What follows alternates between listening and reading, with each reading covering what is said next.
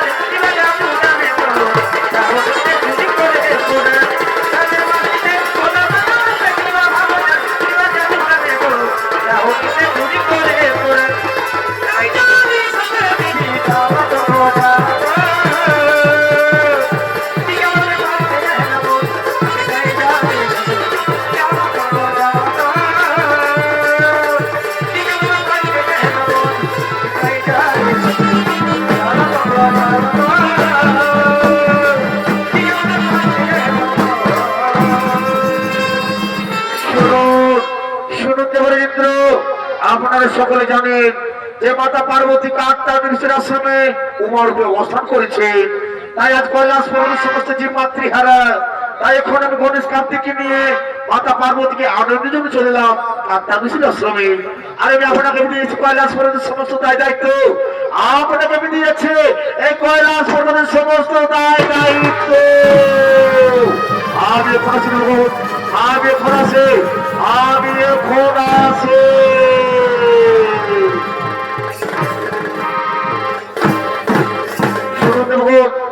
আজ আমাদের মাতা পার্বতী পুনরায় কৈলাস পর্বতে ফিরে আসছে, তাই কৈলাস পর্বতকে আমরা নাচে গানে সাজিয়ে তুলব। কিন্তু কোথায় কোথায় নর্তকীগণ, কোথায় রম্ভা উর্বশী মেনকের তিলোত্তমা?